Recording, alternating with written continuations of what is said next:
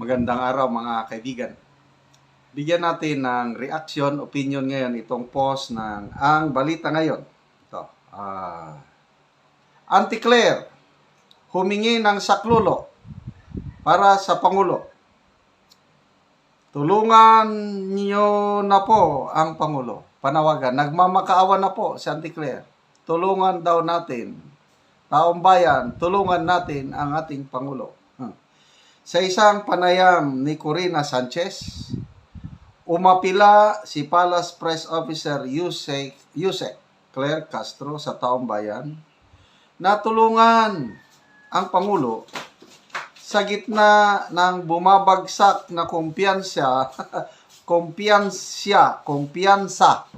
sa ekonomiya at nalalapit na Bonifacio Day protest.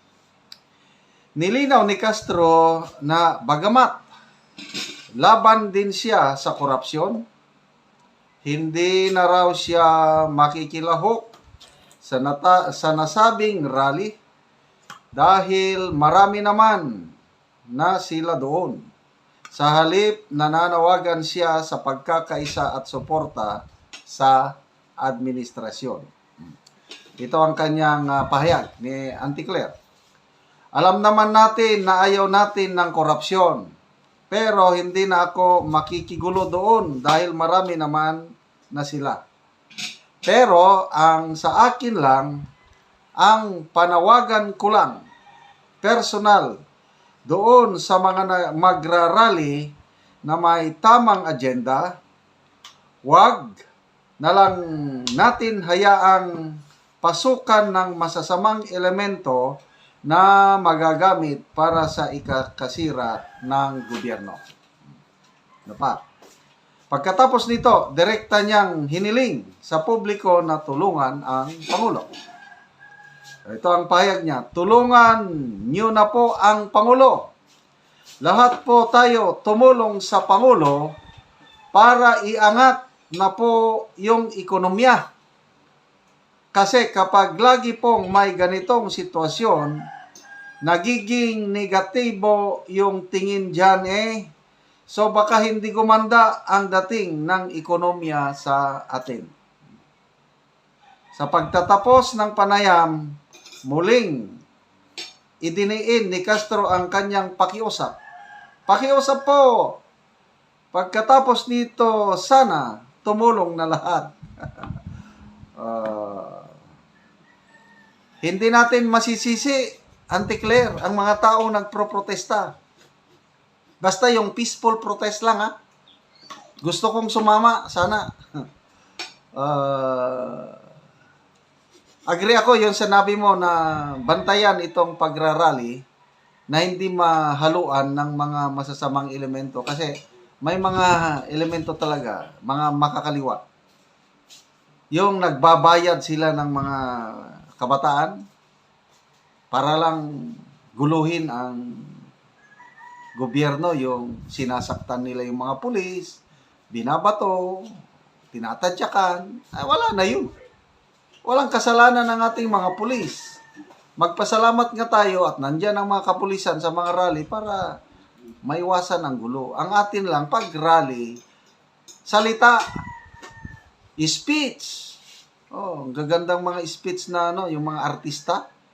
Salamat sa mga artista. Sige po, ituloy nyo yung rally. Huwag natin silang tigilan. Sino ba? Mike Enriquez. Hindi namin kayo tatantanan. Auntie Claire, pasensya na lang. Ako, manawagan ako. Ituloy po natin ang rally. Kung pwede nga, buwan-buwan. Basta lang, peaceful rally. Maapektuhan ang ekonomiya? Yes, maapektuhan. Kailan kami titigil sa pag-iingay? Ayusin ninyo ang ginagawa nyong pag-imbestiga. ICI, anong ginagawa nyo sa ICI? Pakitang tao. Ako personal ko lang itong observation. Wala akong nakikitang totohanang commitment ng Marcos administration para panagutin ang mga utak sa korupsyon na ito. Yes, pwede yung mga mabababang malilit na isda. DPWH engineers, yan, kukulong ninyo. Mga contractors, ikukulong. How about mga mambabatas? Meron na ba kayong naipakita na kasuhan at ikulong? Tapos, ang kulungan pa ninyong inihanda, napakaganda. Oh, sinong masisiyahan doon? Pati na si General Torre. Salamat po, General Torre, sir, sa inyong komento na hindi kayo sang-ayon sa mga ganong magagarang pinatayuan pa ng bagong kulungan. Itong mga nagnakaw na nga sila sa ating kaban ng taong bayan, tapos pinagawan mo, gastos na naman ng taong bayan. Double jeopardy na po yan. Kaya hindi mo masisisi, Auntie Claire, ang taong bayan na magalit sa administrasyong ito dahil pinabayaan mismo ng Pangulo. Kung gusto nyong tumulong ang taong bayan sa Pangulo, ipakita niya yung pagiging strong leader niya. Dapat maramdaman ng taong bayan na wala siyang sinasanto. Kahit pinsan pa niya yan, kahit aliado yan, pakita niya. O, simulan nyo kay Saldico. Ano, may ginawa na ba kayo kay Saldico? Wala, pinapabayaan nyo lang kasi pag wala dito si Saldico, ligtas ang mga mastermind. Ano, sa tingin nyo? Naniniwala kami na si Saldico lang ang gumagawa ng ganun? No way! Hindi magawa ni Saldico yung mga ginawa niya nga siya lang. Meron siyang kasamahan, meron siyang amo. Oh.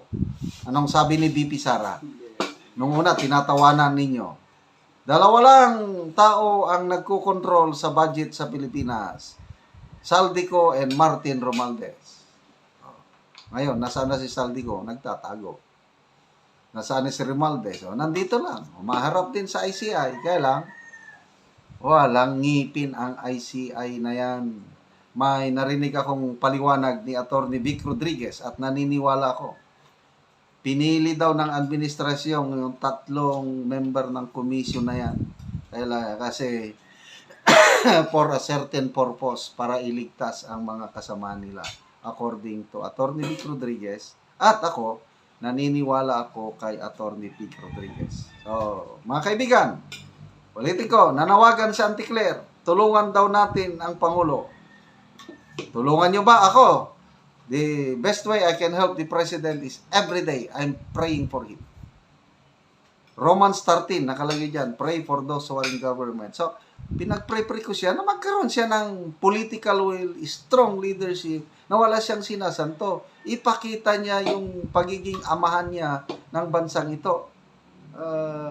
Hindi, mabait kasi ako yun. Hindi ko na mababago ang aking ugali. Ganyan talaga akong mabait. Kung palagi lang mabait ang Pangulo, walang mangyayari sa bansang ito. Okay, salamat mga kaibigan sa inyong pagsubaybay sa ating channel. Nakakatulong kayo ng malaki sa tribong Talandig ng Bukidnon dahil ang income natin sa channel na ito pantulong